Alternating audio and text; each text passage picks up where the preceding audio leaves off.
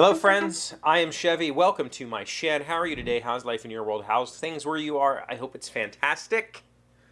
Everything here is great. It's done. It's officially done. I'm saying it's done. It's done. That's when it's done, is when I say it's done.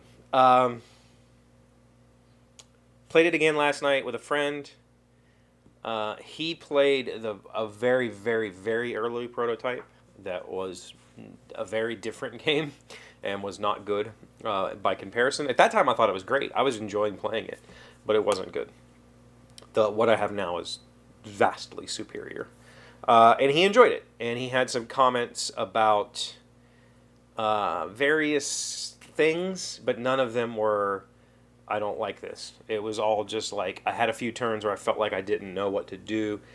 And I think that's fine. Like, I think that's perfectly okay. It's kind of the same feedback that I had from Dan the night before was, every now and then there's this turn where you're just like, man, I really don't like my options. Okay, well, you still have to do something, right? And I think that's okay. It's not like in the previous version of the game, you would have these turns where the only option you had benefited your opponent more than it benefited you. And so you had to figure out how least to benefit your opponent with your action, right? And that was just not a good feeling. This has every now and then something feels a little off.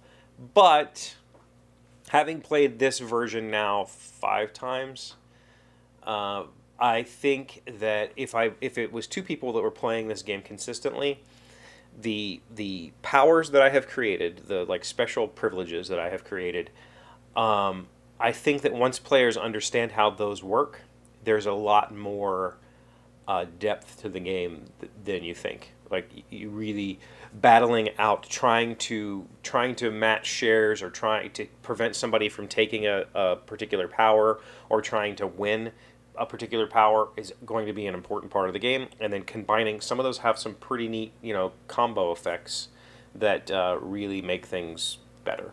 And I can say it's done because I adjusted the economy last night. So the last couple of games, I've been trying something. Blue, so there are 3 tiers of companies in this game. Black and orange are the highest tier. They pay the most, but they have the fewest cards. But their cards are higher strength. They have more points, more value. Then there's the middle tiers, red and yellow, that have more cards than black and orange, and kind of a middling payout and value. And then there's blue. Blue's on its own. It's the 5th company. I wanted there to be 5 companies, so there's always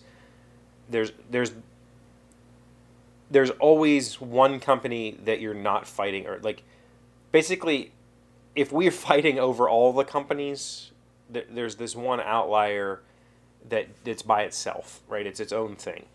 So it is the weakest of the 4, or of the 5. It paid the least, but it had by far the most cards.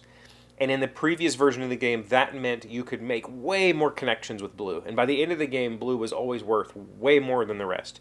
But nobody saw that. And getting to that point, blue paid out the least. So it was just like you're hedging your bets that you're going to keep getting blue cards and you're going to keep being able to play blue, hoping that in the end it's going to pay off. It was okay. I dialed that down a lot in this version and brought blue's parity much more in line with the others, but it was still not paying out much. So I changed the economy. So played with Dan. I went blue, heavy blue, to try to see what would happen, and I lost. Not by a whole lot. Scores have been really close, except for the one game where M beat me by like 90, and there was just nothing I could do about it. Scores have been very close. And that came down to her having very strong contracts. I adjusted the blue payout a little bit. I adjusted the red and yellow payout a little bit. Played last night. I still went blue. I lost by like 2 points or 1 point or something like that. So scores have been close, which is wild because scoring is so varied in this game. There are so many. It's not like you can track. I've made this much. You've made that much. I'm winning by this much. You're the points that the money that you gain each round is vastly different between you and your opponent, depending on which company you play, which market share you connect to, which city type you connect to. It's very, very, very varied. And that's intentional, because in a two-player game, if it's just ones and twos, it's not really interesting, right? And so to have tight scores, that's a good sign. That's a very good sign, in my opinion. I need to get, at this point, I need dozens more playtests just to make sure. But I think the nice thing about it with a two-player game like this is it's kind of self-balancing, especially when it comes down to like a share-based economy where I'm trying to get a majority and you're trying to get a majority, and if I just try to match you, then I can prevent you from doing whatever it is you're trying to do or whatever. I wanted there to be some variability, which works out well. So I'm very happy with it. Very, very, very happy with it. There's one little quirk that bugs me, and I might at some point revisit and try to find a way to fix it. Currently, so I rebuilt the round track. It used to be a deck of cards that had round in cards positioned at certain spaces. So there was exactly 4 turns, and exactly 8 turns, and exactly 4 turns. Worked really well, fiddly to set up, but it wasn't very organic, and it meant that I couldn't do fun things with the deck. Like, the deck had to be of a specific size in order for that to work out properly. I couldn't let you draw extra cards from the deck. I couldn't do anything fun with the deck.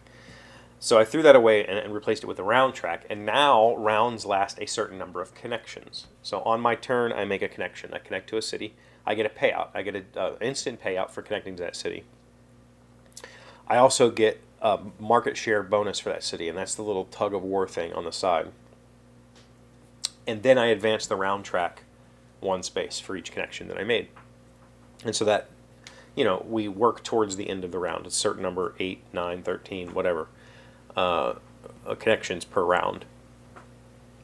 And I like it. It works really well because it incentivizes players to kind of try to set themselves up to make multiple connections in a turn so that they can, advance the tracker faster and rush the end game, or force themselves to be the last player in the round, because that's a huge advantage.